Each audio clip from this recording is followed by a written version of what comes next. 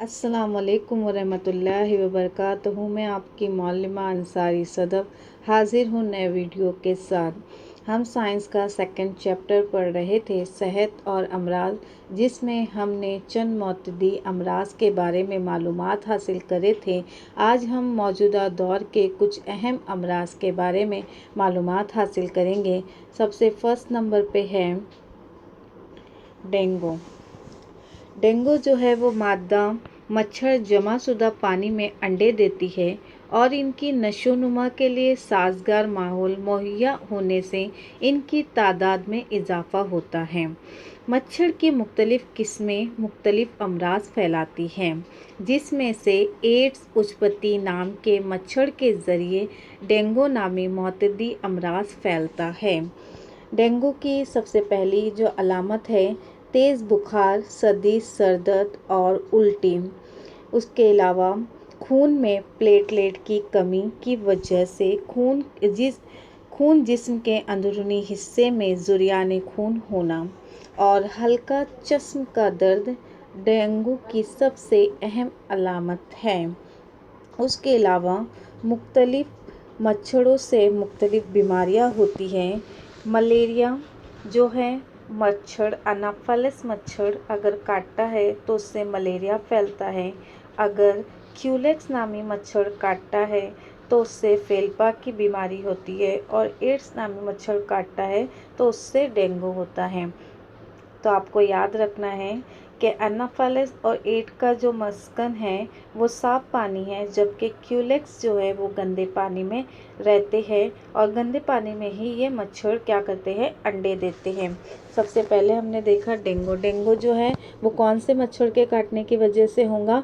Ads उत्पत्ति नाम के मच्छर के काटने से डेंगू होता है। और समझ में आया बच्चों?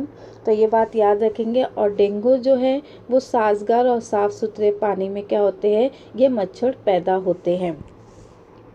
और एनाफेलिस जो मच्छर है उससे कौन सी बीमारी होंगी? मलेरिया होंगी। मलेरिया और डेंगू ये आप सुनते हैं, ये दो अलग अलग मच्छर के काटने से होती हैं। उसके बाद सेकंड नंबर पे हमारी जो बीमारी है स्वाइन फ्लू। स्वाइन फ्लू खंजीर या इंसानों के ज़रिए फैलता है। स्वाइन फ्लू वायरस का फैलाव मरीज़ के नाक और गले के अफराज और थूक के ज़रिए जिस्म में दाखिल होता है। स्वाइन फ्लू की जो अलामत है इस तरह देखो, ये तस्वीर में आपको दिख रहा है कि अगर खंजीर काटता है या इंसानों के ज़रिए क्या होता है, जिस्म में फैलता है ये वायरस।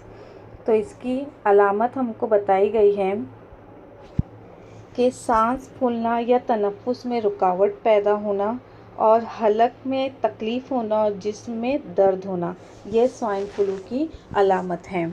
उसके बाद थर्ड नंबर पे जो है एड्स।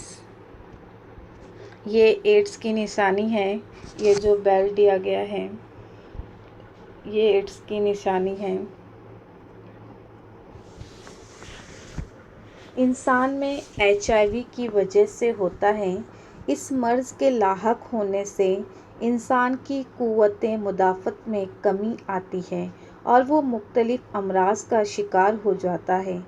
तिब्बी तजुर्बेगाह में जांच के बगैर एड्स की सही तशख़ीस नहीं की जा सकती। इसकी सही जांच के लिए खून की मखसूस जांच है, जिसको इलाइसा कहते हैं।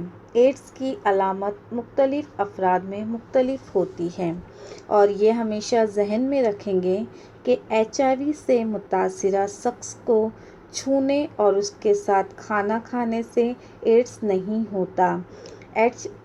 HIV से मुतासिर फ़र्द की तीमारदारी करने से एड्स नहीं होता। HIV से मुतासिर फ़र्द के साथ मामूल का बर्ताव होना ज़रूरी है।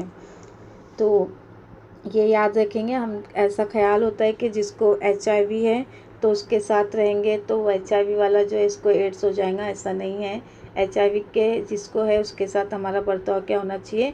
मामूल होना चाहिए, हमारा बर्ताव अच्छा होना चाहिए और उसकी ज़िम्मेदारी करना चाहिए।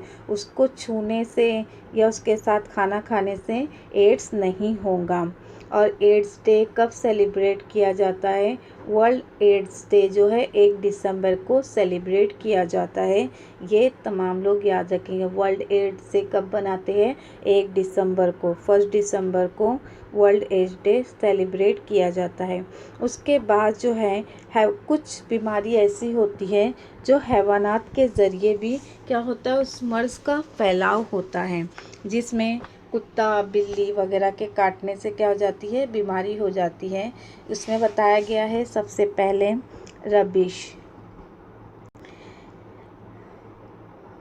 रेबिश इस मर्ज़, ये जो है ये वायरस की वजह से होती है। इस मर्ज़ के मुताल्लिक़ जो है उसको क्या हो जाएगा मालूम? कुत्ता, खरगोश, बंदर, बिल्ली वगैरह के काटने से इंसान को ये मर्ज़ क्या होता है, लाहक होता है। और इसमें जरासीम आसाब के ज़रिए दिमाग में दाखिल होते हैं और इसकी अहम अलामत जो है वो है हाइड्रोफोबिया। और इस मर्ज़ में मरीज़ पानी से खौफ खाता है। हाइड्रोफोबिया जो है किससे, डर बैठ जाना। इसमें इंसान क्या होता है, सबसे ज़्यादा पानी से डरता है। रेबीज़ जानलेवा बीमारी है, लेकिन मरीज़ बीमारी में मुब्तला होने से कबल अगर टीका लगा ले तो इस मर्ज़ से क्या हो सकती है, उसकी हिफाजत हो सकती है। कुत्ते के काटने के बाद इस मर्ज़ की अलामत 90 ता 175 दिनों में नज़र आने लगती है। इसका सबसे अहम अलामत जो है 2 ता 12 हफ्ते बुखार रहता है, बहुत ज़्यादा बेरफ्त गुफ्तगू करता रहता है और पानी से क्या होता है, वो खौफ खाता है। और वर्ल्ड रेबीज डे कब सेलिब्रेट किया जाता है? 28 सितंबर को वर्ल्ड रेबीज डे क्या होता है, सेलिब्रेट किया जाता है। उसके बाद हम देखेंगे गैर मौतदी अमराज। जो अमराज छूत या रब्त से नहीं फैलते उन्हें गैर मौतदी अमराज कहते हैं। ऐसे अमराज चंद मखसूस वजूहात की बिना पर इंसान के जिस्म में पैदा होते हैं, जिसमें पहले नंबर पे है सरतान, जिसे हम कहते हैं कैंसर। आज मौजूदा दौर में सबसे ज़्यादा ये बीमारी चल रही है, जिसमें डायबिटीज़ हो गया, हार्ट अटैक हो गया, कैंसर हो गया। सबसे पहले हम कैंसर के बारे में क्या करेंगे, मालूमात हासिल करेंगे। खुलियात की बेकायदा तकसीम और गैर मामूली इजाफे को कैंसर कहते हैं। कैंसर खुलियात के ग्रोह या गांठ को मोहलक ट्यूमर कहते हैं।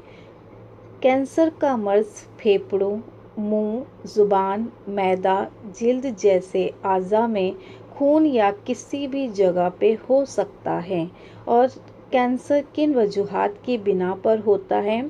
तंबाकू, गुटखा, सिगरेट, शराब का बहुत ज़्यादा इस्तेमाल, खुराक में रेशेदार ग़िज़ाएँ, फल सब्ज़ी तरकारी का शामिल ना होना, फ़ास्ट फूड का बहुत ज़्यादा इस्तेमाल जैसी कई वजूहात हो सकती है और तवारीज़ भी एक वजह हो सकती है। अलामत क्या होंगी? तवील अरसे तक खांसी, निगलने में तकलीफ़ होना, इलाज के बावजूद ज़ख्म या सूजन का कम ना होना और गांठ नमूदार होना, बगैर किसी वजह के वज़न का कम होना। ये तमाम जो अलामत है वो किसकी है? कैंसर की है। तो कैंसर में इंसान को क्या है, इलाज मुख्तलिफ, आज मौजूदा दौर में मुख्तलिफ इलाज निकल गए हैं। हम सीटी स्कैन कराते हैं, एमआरआई कराते हैं, मेमोग्राफी कराते हैं, बायोप्सी कराते हैं, कीमोथेरेपी कराते हैं। तो मुख्तलिफ तरीक़ों के इस्तेमाल करके क्या है, इसका कैंसर का इलाज आज होने लगा है। लेकिन कैंसर के इलाज के साथ साथ जिस्मानी वर्जिश भी बहुत ज़्यादा क्या है, फ़ायदेमंद है। इसीलिए जिस्मानी वर्जिश भी करते रहना चाहिए। उसके बाद कैंसर डे कब सेलिब्रेट किया जाता है? 4 फ़रवरी को वर्ल्ड कैंसर डे सेलिब्रेट किया जाता है। डेट याद रखेंगे तमाम बच्चे। 4 फ़रवरी को क्या करते हैं, वर्ल्ड कैंसर डे सेलिब्रेट करते हैं। सेकंड नंबर पे है डायबिटीज़। आज हाँ देखा जाए तो 100 में से कम 50-70% लोगों को डायबिटीज़ सुना ही देता है कि आज इसको डायबिटीज़ हो गई। डायबिटीज़ क्या है? जिसमें शक्कर की मिकदार बढ़ जाना ही क्या कहलाता है? डायबिटीज़ कहलाता है। लबलबे से खारिज होने वाला मुहर्रिक इंसुलिन खून में ग्लूकोज की मिकदार पर काबू रखता है। इंसुलिन का तनासुब कम हो जाए तो खून में शक्कर की मिकदार पर काबू नहीं रहता। इस नुक्स को डायबिटीज़ कहते हैं। इसकी अलामत को नज़रअंदाज करना मुनासिब नहीं है। रात में बार बार पेशाब आना, वज़न में बहुत ज़्यादा इजाफ़ा या कमी जैसी अलामतें नज़र आती हैं। डायबिटीज़ की वजूहात क्या है? बहुत ज़्यादा मोटापा, वर्जिश, जिस्मानी काम का फुकदान, दिमागी तनाव और तवारिस। ये तमाम चीज़ें क्या हैं? डायबिटीज़ की वजूहात हैं। और वर्ल्ड डायबिटीज़ डे कब सेलिब्रेट किया जाता है? 14 नवंबर को। वर्ल्ड डायबिटीज़ डे कब सेलिब्रेट करते हैं? 14 नवंबर। और 14 नवंबर को ही हम क्या सेलिब्रेट करते हैं? Children's Day. तो तमाम बच्चे डेट याद रखेंगे। चिल्ड्रंस डे भी 14 नवंबर को सेलिब्रेट किया जाता है। और साथ में डायबिटीज़ डे भी कब सेलिब्रेट किया जाता है? 14 नवंबर को। इसके बाद हमारा जो थर्ड है हार्ट अटैक, जिसको हम कहते हैं अमराज़ क़ल्ब, जिसमें ये कल्ब यानी दिल से ताल्लुक़ रखने वाली बीमारी है। दिल के उज़लात को खून के अलावा ऑक्सीजन और तग़ज़ियाती मादों की फ़राहमी में कमी हो तो दिल की कारकर्दगी मुतासिर होती है। इस हालत में दिल को ज़्यादा काम करना पड़ता है। नेज़ तनाव की वजह से दिल का दौरा पड़ता है। दिल का दौरा पड़ने पर फ़ौरन डॉक्टर की सलाह लेना और इलाज करना ज़रूरी है। सीने में नाकाबिले बर्दाश्त दर्द, सीने में तकलीफ़ की वजह से गर्दन, हाथों में दर्द, हाथों में खिंचाव, बेचैनी वगैरह, ये तमाम जो है इन अलामत को नज़रअंदाज नहीं करना चाहिए। अमराज़ क़ल्ब की वजूहात क्या है? सिगरेट नोशी, शराब पीना, डायबिटीज़, खून का ज़्यादा दबाव, मोटापा, जिस्मानी मेहनत की कमी, वर्जिश की कमी, मुसलसल बैठकर काम करना, बदमिजाजी और टेंशन, ये तमाम वजूहात की बिना पर क्या है? अमराज़ क़ल्ब हो सकता है। और अमराज़ क़ल्ब कब सेलिब्रेट किया जाता है? जिसको हम क्या कहते हैं? वर्ल्ड हार्ट डे कब बनाया जाता है? 29 सितंबर को। 29 सितंबर तमाम बच्चे क्या रखेंगे? इस डेट को याद रखेंगे। उसके बाद हम देखेंगे वैक्सीनेशन। वैक्सीनेशन क्या है? अमराज के तहफ़्फ़ुज़ के लिए टीका लगाना ही क्या कहलाता है? वैक्सीनेशन कहलाता है। आप अपने करीबी अस्पताल से टीका लगाने का चार्ट क्या कर सकते हैं? हासिल कर सकते हैं। तो बच्चों ये थी चंद बीमारियां जिनके बारे में हमने मालूमात हासिल की और उम्मीद है कि आपको समझ में आ गया होगा। अब ये अमराज होते क्यों हैं? हमारे तर्ज़ ज़िंदगी यानी खुराक और रहन सहन में रोज़मर्रा मामलात में हमारी ग़िज़ा शामिल है।